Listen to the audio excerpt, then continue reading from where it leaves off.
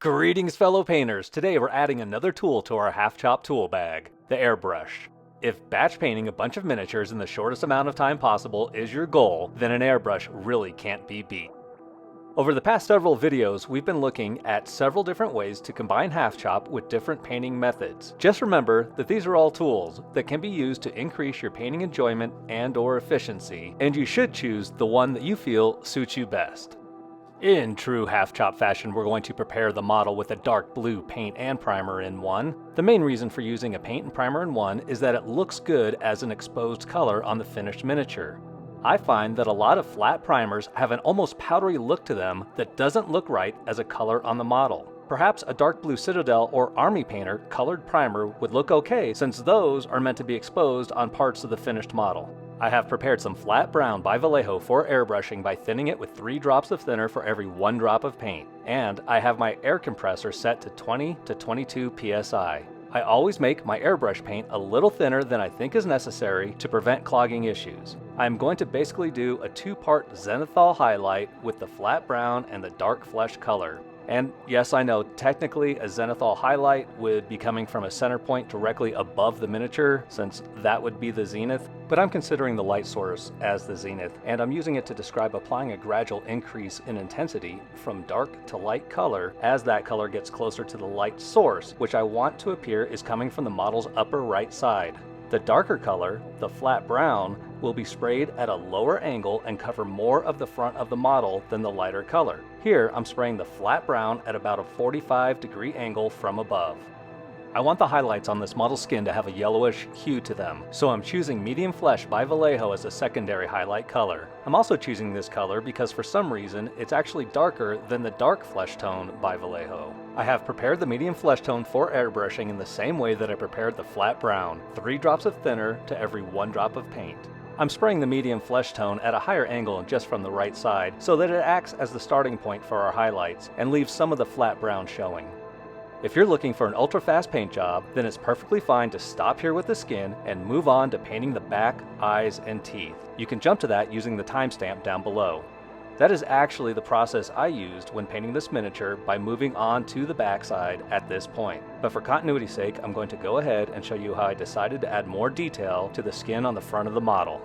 I want to make the skin pop a little more, so I'm going to make a wash with some Monument Hobbies Glaze medium and some muted violet ink by Liquitex, and I'm going to mix these in equal parts. The funny thing is that I thought I had purchased Noosh, which is used for reductive techniques where you have enough time to remove the product before it dries. I realize at this point that this is not what I have, so I get my makeup sponges ready so that I can start removing the wash immediately after applying it. I apply the wash liberally with a standard brush, and then I immediately attack it with makeup sponges. I am not allowing it time to set up like I would if I was using the Noosh product. This wash will tint the surface of the skin, and I'll leave some in the recesses for deeper shadows. In the H.P. Lovecraft mythos, the Tcho Tcho are supposed to have livid red skin, so this will steer the skin in that direction.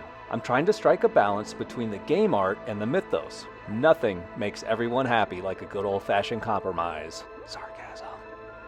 After the wash, I go back to the medium flesh tone to line in some highlights. On cylindrical muscles, like legs and arms, I like to draw each stroke across the short diameter of the muscle, usually halfway across the full highlight, stopping at the point that I want to be the brightest. On fan-shaped muscles, like the chest, I will sometimes apply the highlights in the same way, or sometimes I will highlight along the length of the muscle, depending on the size of the feature. Here, I decide to draw the stroke along the length of the chest muscle. No matter how I decide to highlight an area, I always try to draw the stroke towards the light source, stopping at the point where I want it to be the brightest. I then jump straight to some pale yellow by Monument Hobbies thinned with water. I have used this as the final highlight in almost every one of my Cthulhu Death May Die miniatures as a final highlight color to add some cohesion across all of the models. I'm going to highlight the features in the same way as I did with the medium flesh tone. I'm going to draw my strokes across the short length of each muscle and feature. I'm also going to use this color for the Tcho Tcho's teeth. I find that using these very light highlight colors results in a chalky finish even after thinning them with water. As a result, I almost always go back to the previous color, in this case medium flesh tone, thinned way down with water to a glaze consistency, and I apply it as a transition between the previous color and the highlight color. This helps knock down some of that chalkiness and smooths the blend between the two colors. Then I will go back in and re-establish some of those highest highlights by dotting in some pale yellow. As I said earlier, I use this color to paint the teeth as well. When painting the teeth, I like to leave some separation between the teeth rather than painting them all together and then going back in later with the wash. And now for the back. I use a mix of titanium white ink and matte white paint to highlight all of the muscles on the back. To be honest, I went a little overboard with the white on this model. I wanted to experiment to see how far I could push the blue lighting on this side of the model. I wanted to see if I could have more light than dark on the shadow side of the miniature, but ultimately I'm not entirely happy with the results here, as I was, say, on this mage model that I painted a while back. It also doesn't help that I didn't really highlight the muscles properly. I should have applied thinner highlights and stretched them more along the length of the muscles, connecting the different muscles together. That's something that I consciously try to do when I'm normally painting skin, but for some reason lost sight of that basic rule here when I was working on the back side of the model. To finish the highlights, I use some deep blue by Army Painter, thin to a glaze consistency with water, and I apply it over all of the white highlights on the back of the model. After experimenting with different approaches to achieving this nighttime effect on one side of the miniature, I'd have to say that my favorite, and the most approachable, is what I did with my ghoul miniature here. It's a simple titanium white dry brush over the dark blue base color, followed by a single coat of the Army Painter's Beowulf Blue Speed Paint. Essentially, you are slap chopping an entire half of the miniature with a single dark blue color, making it almost impossible for me to screw up. The Tcho Tcho have deep black eyes, but I don't want to paint them matte black, so I use some Necromancer cloak to base the eyes.